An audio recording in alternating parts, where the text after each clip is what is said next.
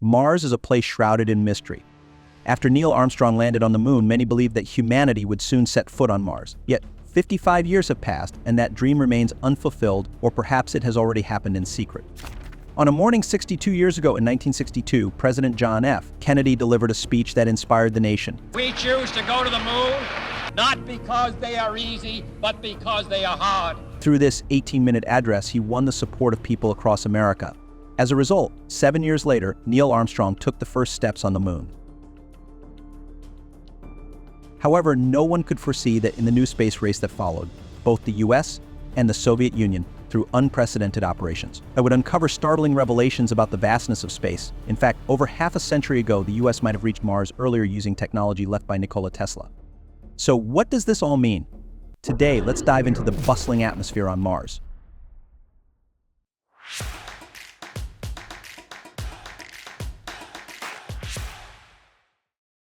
Hello everyone, I'm Akashic Records. While the world focused on the moon, the US and the Soviet Union started a new race to land on Mars. However, since Mars is much farther than the moon, both nations faced numerous setbacks in their missions.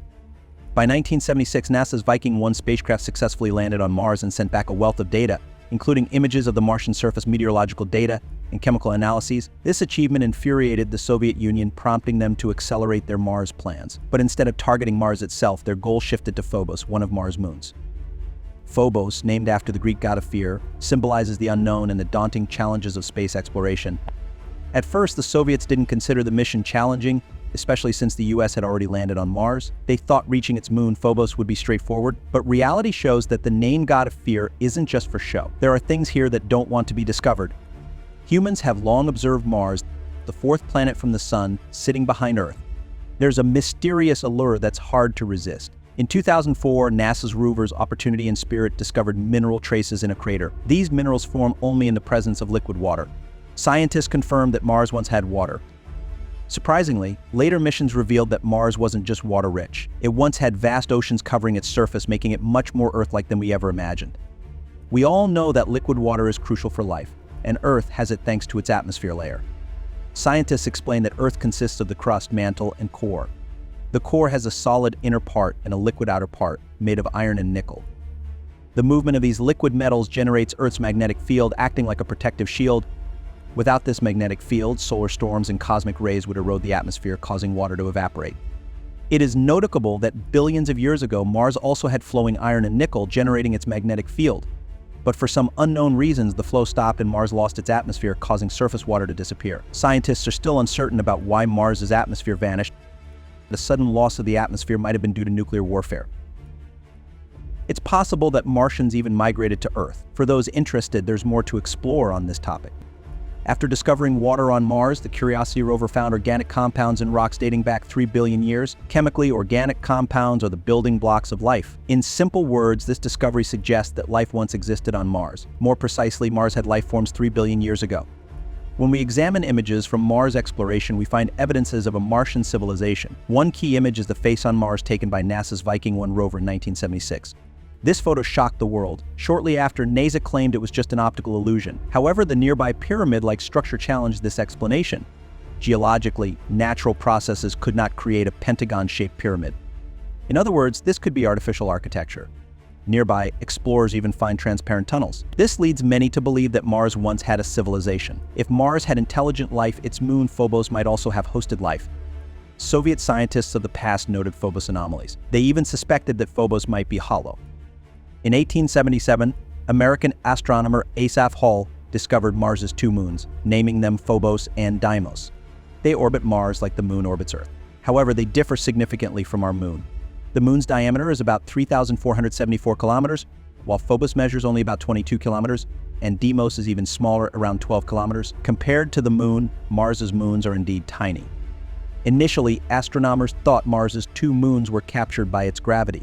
However, they soon noticed that their orbits around Mars are almost circular, unlike the typical elliptical orbits of captured objects. Additionally, Phobos orbits just 6,000 kilometers from Mars, much closer than the moon's 384,400 kilometers distance from Earth. It is the closest moon to its planet in the entire solar system. Astronomers then speculated that the moons might have formed from a collision with another planet. If this theory is correct, we could find evidence of life on Phobos. debris from the collision might contain traces of life and have settled on Phobos. This makes Phobos a key focus for study. But the Soviets had more reasons to target Phobos. In 1959, Soviet astrophysicist Iosif Shklovsky observed Phobos' unusually fast rotation. It completes an orbit around Mars in just 7.6 hours, much faster than Mars' own rotation period of 24 hours and 40 minutes. Based on its volume and density, Shklovsky speculated that Phobos might be hollow and even suggested it could have a metal outer layer. In other words, Phobos might be an artificial moon. The important point is that Kosky is not an ordinary scientist. So he won the Lenin Prize, one of the highest honors in the Soviet Union, and marking him as a highly acknowledged scientist. His endorsement of the idea that extraterrestrials exist adds significant weight, especially since other prominent astronomers support his theory. For instance, Fred Singer, a scientific advisor to President Eisenhower, was in favor of Kosky's theory that Phobos is hollow. Not only Fred Singer support this idea, Carl Sagan, known for sending the Voyager Golden Record into space, also backed the theory. In 1988, the Soviet Union launched two probes, Phobos 1 and Phobos 2, to investigate Phobos and search for answers. In less than 2 months, Probe 1 fails due to a control issue. However, Probe 2 succeeded. On March 1, 1989, after 7 months of travel, Probe 2 approached Mars. Tension is high at the Soviet Mission Control Center, as this is the most successful Mars mission they've had so far. A few days later, the Soviets received favorable images of Mars and its moon, Phobos. On March 27th, Probe 2 reached Phobos orbit. But at this crucial moment, Soviet Mission Control detects unstable signals from Probe 2, which even begins to spin. Just minutes later, contact is lost with the probe. This causes chaos at Mission Control, as space objects usually travel in a straight path unless affected by gravity. Given Probe 2's specially designed orbit, gravity shouldn't have altered its path. The only possibility left is that Probe 2 was struck by something. Strangely, after the incident, the Soviet government not only avoids mentioning the collision but also claims that Probe 2 lost contact due to a computer malfunction. However, before losing contact, Probe 2 had sent back numerous images, which were later classified as top secret by the Soviets. This decision frustrates the 14 countries involved in the mission, leading them to voice strong objections. Under pressure, the Soviets eventually release most of the photos but keep 4 unpublished. By 1991, a senior Soviet officer disclosed one of the 4 secret photos, revealing that Probe 2 had been attacked by a UFO. In 1991, 3 years after Probe 2 lost contact, Soviet Colonel Marina Popovic revealed the final withheld photos during a press conference. The image clearly shows a long object positioned next to Phobos. Popovic shocks everyone by identifying this object as an interstellar spacecraft, estimating it to be around 25 kilometers long, given Phobos' 22 kilometers diameter.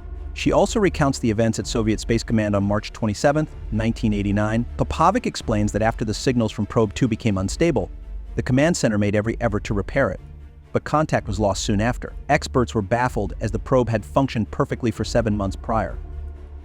Why did it suddenly spin out of control and lose contact?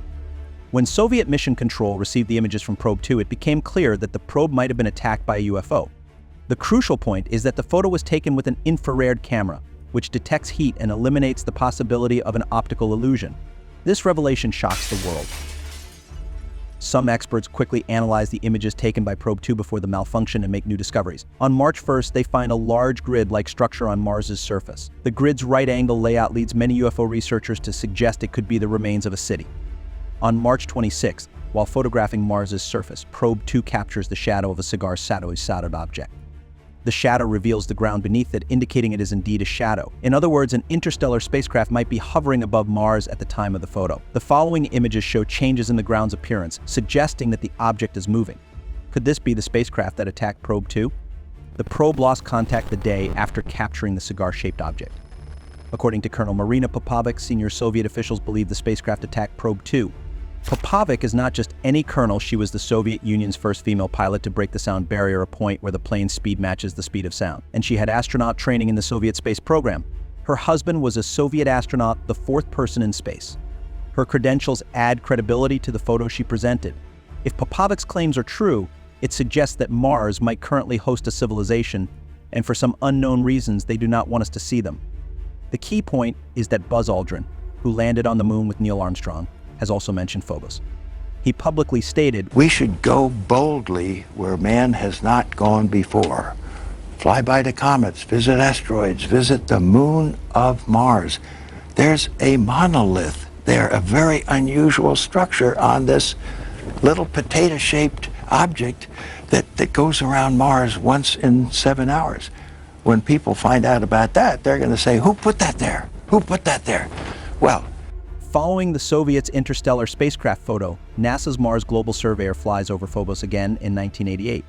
This time, the probe isn't attacked but captures a stunning image. The photo reveals a massive, smooth, and clearly defined rock column rising high. Experts estimate the monolith to be 90 meters tall and 85 meters wide. Buzz Aldrin is particularly intrigued by this discovery. He suggests NASA should send a mission to investigate. This isn't the first time mysterious giant rocks are found. 3 years before Aldrin and Neil Armstrong landed on the moon, NASA's unmanned lunar orbiter photographed 8 tall, spire-like towers on the moon. These towers, about 15 stories high, stand on a flat landscape with no signs of volcanic activity. How did these spires form? UFO researchers believe these towers are built by extraterrestrials, drawing parallels with similar ancient structures on Earth that date back 4,000 to 5,000 tractor. If these towers are alien creations, what could their purpose be? Mystery scholar David Wilcox suggests that stone obelisks like those found on Mars are made from granite, which contains quartz.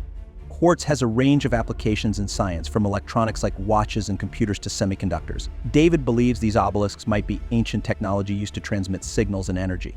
Advanced ancient civilizations on Earth could have used these structures for communication. This could explain why Buzz Aldrin is so keen on exploring Phobos. He may have witnessed Martian civilization firsthand. In 2011, a video surfaced online about a secret Mars mission. Lucas Kulo, the video's distributor, claims to have received 3 letters from an informant. These letters reveal that after NASA halted moon missions, they conducted several secret missions, including Project Red Sun. This was a challenging space mission aimed not at the moon, but at Mars. Just a year after Armstrong and Aldrin landed on the moon, the US and the Soviet Union secretly collaborated on Project Red Sun. This seems unbelievable, given the vast distance between Mars and Earth. Even Elon Musk's current Mars colonization plans are still struggling. With today's technology, humans can only make a one-way trip to Mars, meaning anyone who goes there must stay permanently.